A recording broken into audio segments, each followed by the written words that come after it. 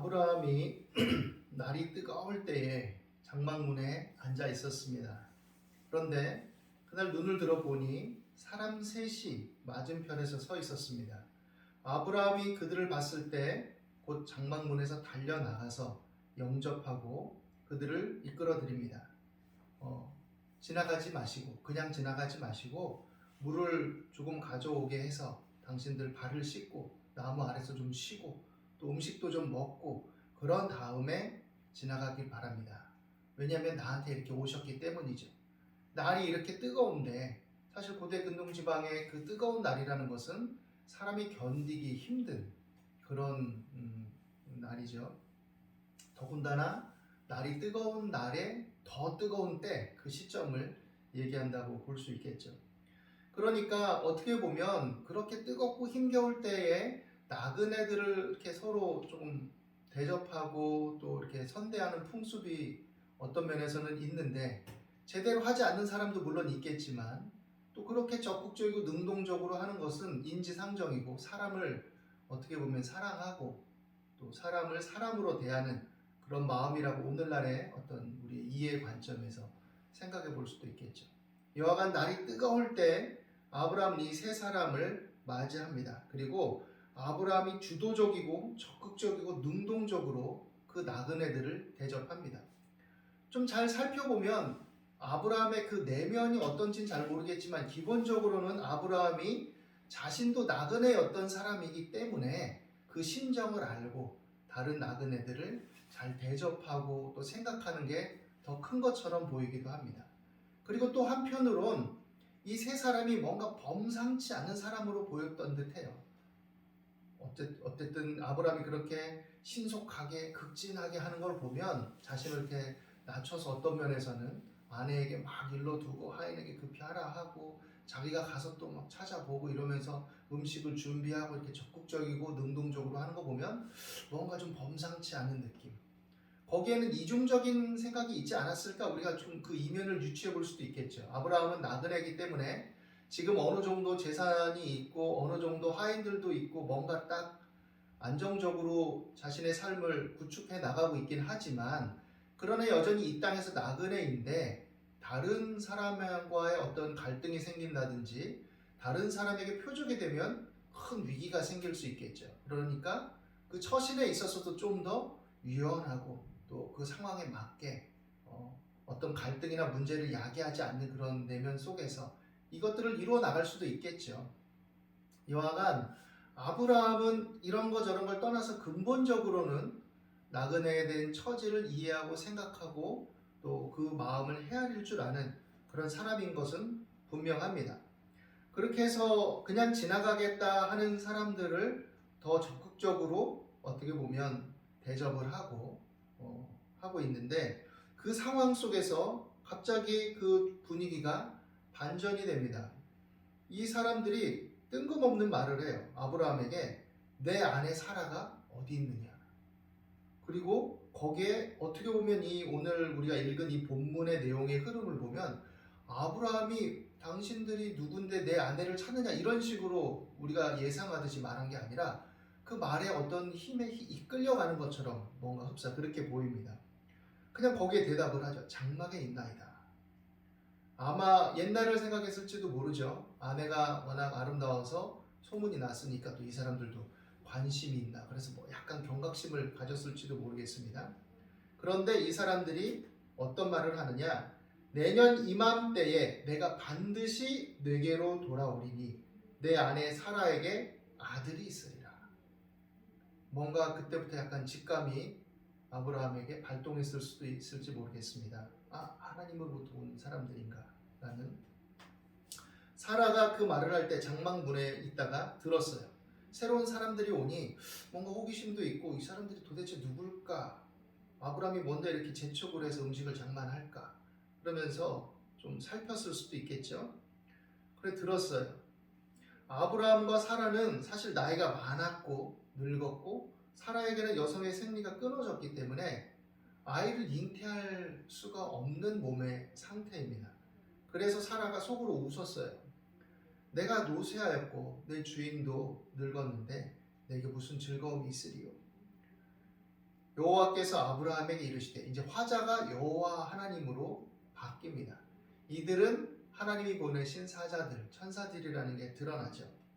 여호와께서 아브라함에게 이르시되, 사라가 왜 웃으며 이르기를 내가 늙었거늘 어떻게 아들을 낳으리오 하느냐? 여호와께 능하지 못한 일이 있겠느냐? 기한이 이를 때에 내가 내게로 돌아오리니 사라에게 아들이 있으리라. 그러자 사라가 두려워서 부인합니다. 내가 묻지 않았습니다. 사람이 뻔하게 드러나는 건데도 뭔가 당황하고 자기가 이렇게 급작스럽게 궁지에 몰리는 일이 생기면 뻔히 보이는 것인데도 저항하고 또 아니라고 부인하고 이런 일들이 있죠. 그때 하나님 말씀하시죠. 아니다. 네가 웃었다. 그리고 나서 명확하게 얘기하신 것이죠. 여호와께 능치 못한 일이 있겠느냐. 여호와께. 하나님의 주권과 은혜의 능력 속에 이제 그 일들을 이루실 것이다 라는 진지한 대화의 내용들이 아브라함은 단지 나그네를 여러 심리적인 상황 속에서 대접했는데, 그리고 나그네로서 역지사지의 마음으로 대접했을 뿐인데, 이 나그네들이 주도권을 잡기 시작하면서 이야기가 갑자기 변화가 되고 반전이 됩니다. 이 내용이. 그리고 출생선언이 이루어지고 이해하기 어려운 하나님의 말씀이 주어져요. 인간의 어떤 생식 작용을 통해서 뭔가 아이를 잉태할 수 있는 몸이 아님에도 불구하고 생명의 힘과 능력과 창조성을 부여하시는 하나님의 주권적인 일하심이 거기에 나타납니다. 여기에 대해서 사라는 사실은 실수를 금치 못하죠. 비웃죠. 어떻게 그런 일이 있을 수 있어? 아브라함도 그들 앞에서 그들의 위험 앞에 그냥 거기에 듣고 있지만 또 한편으로는 의구심을 떨치지 못하고 있죠. 한편으로 사실 속마음은 우리가 살펴본다면. 그런데 하나님은 인간의 약함과 저항과 의심을 뚫고 진행되고 있다. 그리고 진행하신다라는 것을 명확하게 보여줍니다. 전능하신 하나님께서 능치 못함이 없으심을 통해서 그 일을 이루실 것이다. 그것을 분명하게 천명하시는 것이죠. 그리고 이야기는 어떻게 전개되느냐? 그 사람들이 이제 거기서 일어납니다. 출생을 선언한 이후에. 그리고 소돔으로 향합니다. 그리고 아브라함이 그들을 전송하러 나가서 배웅할 때 여호와 하나님께서 이제 아브라함에게 좀 더 확장된 얘기를 하시죠. 내가 하려는 것을 아브라함에게 숨기겠느냐? 아브라함은 강대한 나라가 되고 천하 만민은 그로 말미암아 복을 받게 될 것이 아니냐? 그리고는 뭐라고 하시느냐? 내가 그로 그 자식과 건속에게 명하여 여호와의 도를 지켜 의와 공도를 행하게 하려고 그를 택하였나니 이는 나 여호와가 아브라함에 대하여 말한 일을 이루려 함이니라. 아브라함을 택하고 아브라함의 후손을 인간의 힘으로 어쩔 수 없는 상황임에도 불구하고 태어나게 하고 그 출생의 어떤 그 번성 과정을 통하여서 이렇게 아브라함이 복을 받는 자로서 널리 이름을 떨치게 할 그 이유와 뜻이 무엇이냐? 바로 여호와의 도를 지켜 의와 공도를 행하게 하기 위함이다. 그리고 그 근원은 여호와 하나님께서 아브라함에게 말씀하셨을 때 그를 믿고 본토 친척 아비집을 떠남으로써 비롯된 것이죠. 그래서 그 믿음의 연속성 속에서 하나님은 과정 속에 그가 비록 약하고 부족하며 인간의 이해와 한계에 갇혀 있고 또 허물이 있지만 그럼에도 불구하고 그 일을 이루실 것을 다시금 말씀하시고 천명하고 계신 것이죠. 그리고 그 이유와 목적은 의와 공도를 행하게 하는 것. 이스라엘 백성들로 하여금 의와 공도를 행하게 하는 것. 그리고 여기서 더 나아가서 이 비전은 더욱 확장돼서 모든 천하 만민이 하나님의 의와 공도를 행하게 하기 위한 것. 이것을 말씀하고 계시죠. 그런데 여기 이제 대조적인 어떤 상황의 현실을 또 보여주십니다. 소돔과 고모라에 대한 이야기가 나오죠. 소돔과 고모라에 대한 부르짖음이 크고 그 죄악이 심히 무겁다. 그래서 이제 내가 내려가서 그 모든 행한 것이 과연 내게 들린 부르짖음과 같은지 그렇지 않은지 내가 보고 알려 하노라. 이것은 하나님께서 이 땅에 내려오셔서 그 현장을 가봐서 확인하지 않으면 알 수 없다라는 것이 아니라 어떻게 보면 인간의 편에서 인간의 이해 속에서 그것을 나타내는 방식으로 우리에게 설명하시는 것이죠. 그리고 하나님의 사자들을 통해서 그 과정 속에 그 일을 이루어 가시고 그 과정 속에 또 인간들로 하여금 어떤 회복과 회개와 변화의 시간과 의미들을 부여해 주시는 그 절차가 이루어지고 있다라고 보여줄 수 있는 것입니다. 사실 한편으로는 의와 공도를 행하기를 원하시는 하나님이 아브라함의 믿음 그리고 아브라함의 후손과 한편으로는 그렇지 않은 삶의 방식을 택해서 하나님을 등진 소돔과 고모라와 같은 삶의 체계들을 대조해서 말씀하고 계시죠. 그리고 그럼에도 불구하고 소돔과 고모라의 죄악 속에 하나님께서 친히 들어가셔서 그들로 하여금 돌이킬 수 있는 어떤 상황의 기회들을 엿보시는 그런 의미들도 우리에게 던져준다라고 할 수 있을 것입니다. 익히 알듯이 이제 이러한 천명 이후에 하나님의 사자들이 소돔과 고모라 땅에 들어갔을 때 이 분들을 영접하고 대접한 사람은 누구냐면 바로 아브라함의 조카 롯입니다. 롯이 이들을 보았을 때 간청해서 그들을 영접합니다. 내 주여 돌이켜 종의 집으로 들어와 발을 씻고 주무시고 일찍이 일어나 갈 길을 가소서. 이렇게 얘기하죠. 내가 거리에서 그냥 있겠다. 밤을 새우겠다. 경야하겠다. 이렇게 얘기함에도 불구하고 롯이 간청해서 그들을 돌이켜 들어오게 합니다. 어떻게 보면 우리가 친절을 베풀 때 정말 그 사람에게 필요한 것임에도 불구하고 사양하고 있다. 또 그것을 적극적으로 받아들이지 못하고 있다라고 했을 때 뭐 지 책임이지 하고 이럴 때도 있죠. 그런데 한편으로 우리가 좀 더 생각해 본다면 사람이 뭔가 물론 이 상황은 아니지만 절박하고 힘겹고 연약한 상황에 처해 있을 때 자신이 필요한 것을 도움을 청할 줄도 모르는 경우들이 많아요. 왜 저렇게 어려운데도 저러고 있어? 라고 하지만 그 삶의 여러 가지 어려움과 힘겨움 속에 눌려서 거기에 매여 있는 경우 정말 필요하고 속에서는 절박하고 속에서는 부르짖고 있음에도 불구하고 그것들을 도와주세요, 이렇게 해주세요, 이렇게 하고 싶어요 라고 표현할 수 없는 상태들이 있어요. 그래서 누군가 도움을 청하려고 다가가서 이렇게 도와줄까 했는데도 그냥 도움을 필요로 한다는 것인지 정말 원하는 것인지 알 수 없는 그런 상태 속에서 뭐야 기분 나쁘게 이런 반응을 또 얻기도 하죠. 그런데 우리가 잘 생각해야 됩니다. 하나님의 사랑은 그런 인간의 연약함과 무능함과 한계를 뚫고 들어오셔서 행하시는 사랑이고 하나님이 요구하시는 이웃과 나그네를 대접하는 어떤 본질적인 하나님의 편에서의 선행과 삶이라는 것은 그 모든 힘겨움과 연약함과 어리석음을 뚫고 들어가서 행하기를 원하시는 삶이다라는 것을 생각해 볼 수가 있어요. 히브리서 13장 1절에서 3절에도 이 이야기를 다시 언급하죠. 이와 관련해서.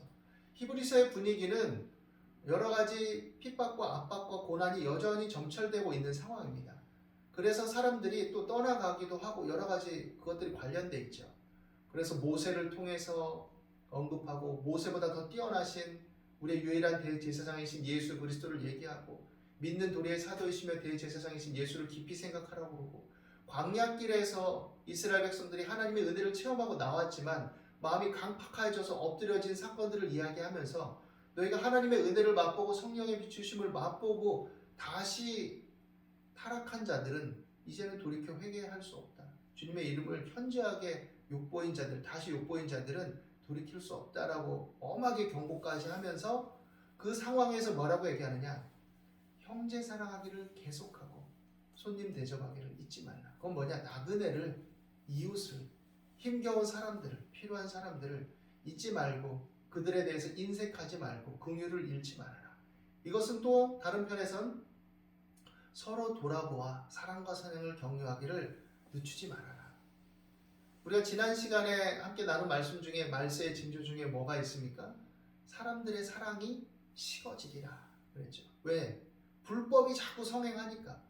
사람들이 편법을 행하고 권모술수를 행하고 법망을 피해 나가고 그것을 전략과 전술로 삼아야 살아남을 수 있으니까 사람들이 강팍해지는 거예요. 마음이 굳어지는 겁니다. 물론 자기들끼리 카르텔을 형성해서는 사이가 좋을 때는 막 서로 아주 뭐 모든 걸 다 내줄 것처럼 껄껄하겠지만, 그러나 자신들의 이익이 첨예하게 달린 현장 속에서는 배신과 배반이 일어나고 불법을 행하는 일들이 현저하게 나타나죠. 그런 상황이 되면 하나님의 자녀들이라고 일컬음 받는 사람들 중에도, 오늘날로 말하면 교회에 다닌 이 성도들, 난 하나님의 백성이라고 자부하는 자들 중에도 많은 사람들의 사랑이 식어지고 이기적이 되며 자신의 현실과 삶을 합리화시키면서 그런 삶을 추구하게 될 것이라는 것을 경고하고 있는 거죠.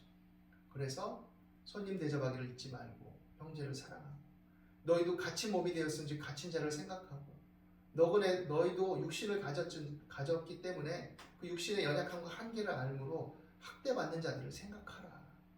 그것을 말씀하고 있는 것이죠.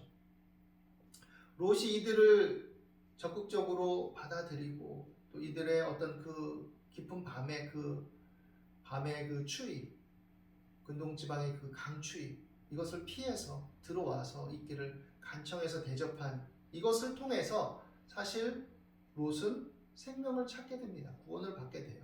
왜? 그들이 의롭게 행한 것을 인해서 하나님은 그를 의로 여기시고, 하나님을 경외하고 사람을 사랑하고 생명을 존중한 그 태도를 하나님은 의로 여기신 거예요.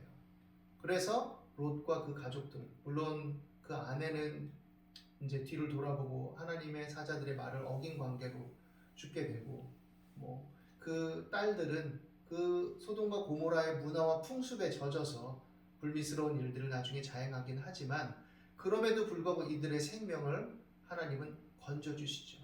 또 아브라함의 간절한 중보의 기도를 통하여서 또 이 일을 하나님은 또 이루시게 되죠. 예수님께서 이 땅에 오실 때 나그네로, 불청객으로 오셨다는 것을 우리는 기억해야 됩니다.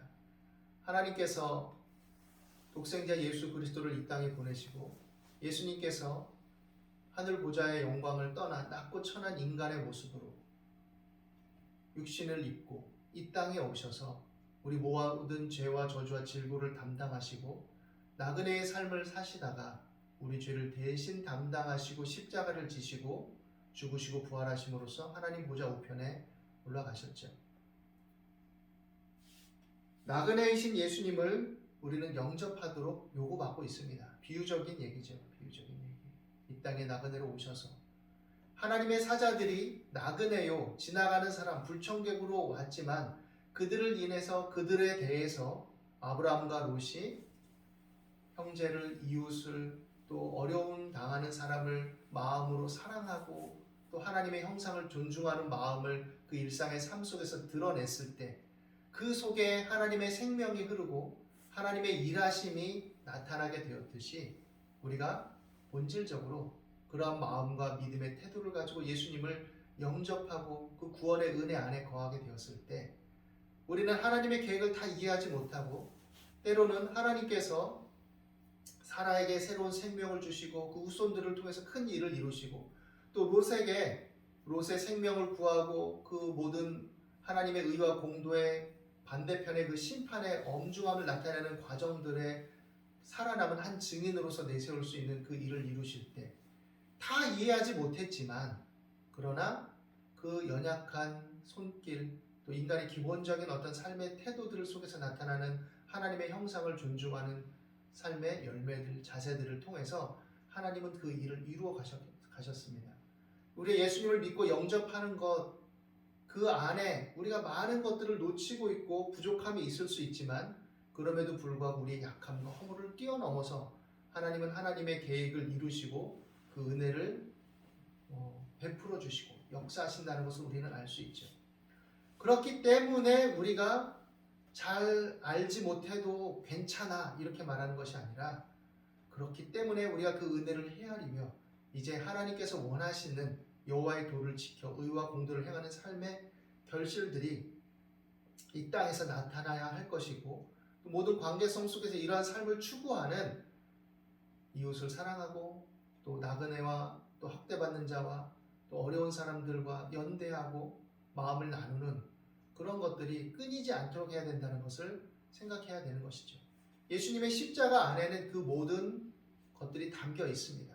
하나님 편의 선자들에 대한 구원과 그렇지 않은 하나님을 거스리고 죄와 악을 일삼는 자들에 대한 심판의 의미가 나그네로서 이 땅에 오셔서 십자가를 지신 예수님 안에서도 분명히 갈라지지만, 그럼에도 불구하고 소돔과 고모라 땅에 그럼에도 또 찾아가 보시고 그 속에서 의인들을 건져내신 그 은혜 안에서 여전히 십자가의 안에는 생명의 은혜와 구원의 능력이 흐르고 있다는 것을 우리는 알아야 되는 것이죠. 그렇기 때문에 이 땅에 뒤섞인 이러한 삶을 살아가는 우리 그리스도인들에게 하나님의 자녀로서의 침투하는 삶을 요구하고 있다는 것을 생각해야 됩니다. 우리가 또 그 안에서 살아갈 때 형제와 이웃을 사랑하고 긍휼과 자비로우신 하나님의 은혜와 사랑을 따라서 행하고 열매 맺는 삶을 추구할 때 그것이 우리에게 하나님의 기쁨이 되고 너는 과연 하나님의 도를 행했다라고 인정받을 그런 삶이라는 것이죠. 다 같이 어렵고 힘겨운 삶이기 때문에 우리는 서로를 돌아볼 여력이 많이 없어지고 약화되기가 쉽습니다. 쉽게 말해서 나도 배고프고 나도 힘든데 뭘 또 빵을 쪼개서 나눠 먹으라고 해. 나도 옷이 몇 벌 없는데 어떻게 없는 사람한테 한 벌을 주라고 해. 나보다 더 힘겨운 사람 있으면 나와보라고 해. 뭐 이렇게 얘기하기도 하죠. 심적으로는 막 여러 가지 시달리고 괴로우니까 나처럼 힘겨운 사람이 있을까? 물론 그렇죠. 그럴 수 있지만 그렇게 살다 보면 때로는 작은 손길을 통해서 우리가 행할 수 있는 선행과 또한 의로운 일들이 약화되고 상실될 수 있다는 것을 알아야 됩니다. 그리고 우리는 연약하지만 우리를 통해서 하나님의 일하심이 있다는 것을 놓치지 말아야 되는 것이죠. 더 중요한 것은 사실은 우리가 어떤 일을 행할 때 이웃을 향한, 나그네를 향한, 또 어려운 사람을 향한, 학대받는 사람을 향한 어떤 일을 행할 때 그것은 그 사람을 위한 것이기도 하지만 사실 더 깊이 들어가 보면 바로 나를 살리는 것이고 나의 생명을 살리는 것이고 나의 인격을 살리는 것이고 나의 마음이 병들지 않도록 하는 그런 자정 능력을 발휘하게 하는 그런 은혜가 흐르고 있다는 것을 알게 될 것입니다. 왜냐하면 그게 하나님의 원리고 하나님의 뜻이고 생명의 신비로움이기 때문이죠. 주라 그러면 너에게 주실 것이요 곧 후히 되어 흐르고 넘치도록 하여 너에게 안겨주리라. 이것은 많이 받기 위해서 베풀라 이런 뜻이 아니라 우리가 그런 삶을 살아갈 때 우리의 삶의 생명력이 우리 안에 하나님의 은혜의 생수가 마르지 않을 것이다 라는 의미를 담고 있는 것입니다.